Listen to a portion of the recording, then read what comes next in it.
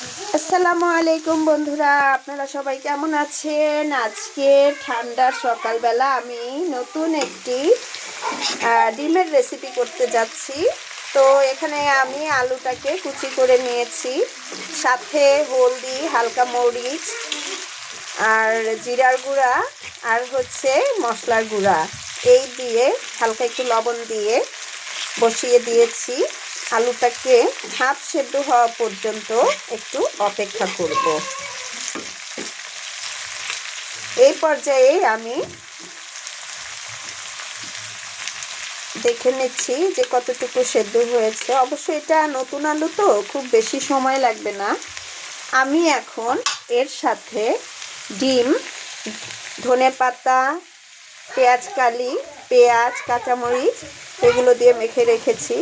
তো আমি এইখানে দুটো ডিম ব্যবহার করছি। এই দুটো ডিম আমি এটার উপর দিয়ে দিচ্ছি। এটা এক ধরনের চাপড়ি টাইপের ডিম ভাজা হবে আলুর সাথে। তো আমি এটাকে একটু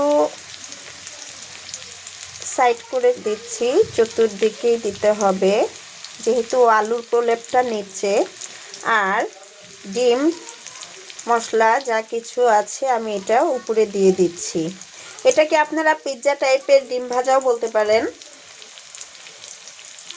তো আমি এটাকে এখন ঢেকে রাখবো কিছুক্ষণ, খুব বেশি জাল দিয়ে না, হালকা ডিম আছে। তো এখন এটাকে আমি ঢেকে দেব।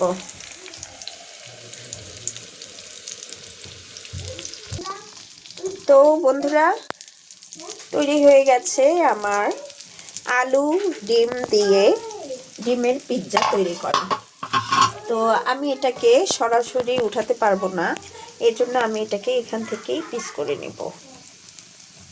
আপনারা ইচ্ছে করলে এর ভিতরে ক্যাপসিকাম দিতে পারেন বা টমেটোও দিতে পারেন।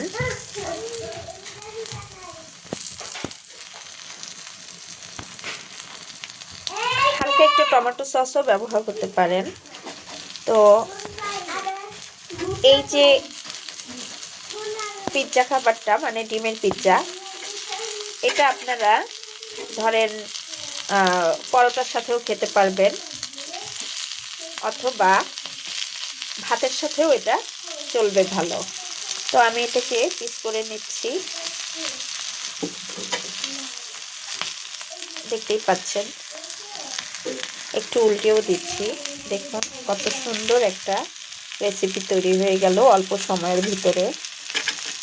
আমরা এত টাকা দিয়ে পিৎজা কিনে খাই, আর এই পিৎজাটাও সেই তুলনায় কম মজার না।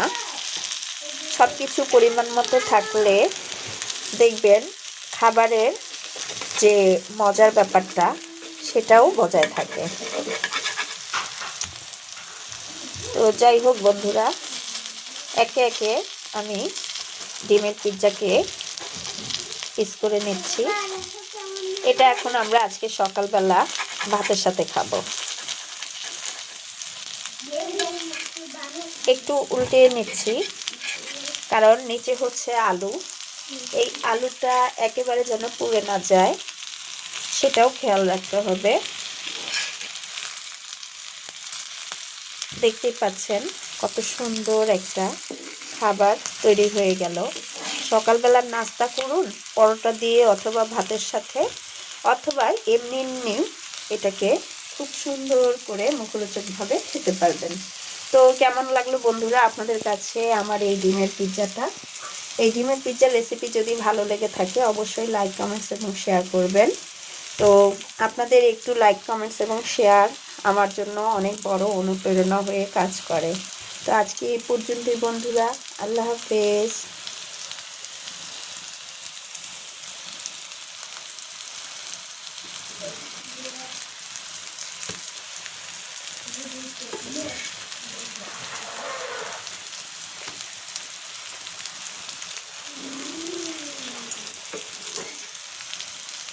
পানি গরম দিলে তো খাওয়া করবে।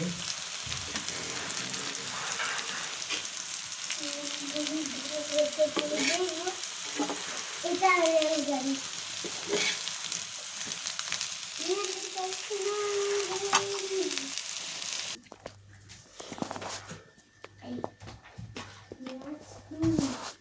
দিকে যাই না, রেলগাড়ি যাচ্ছে দেখতেছি।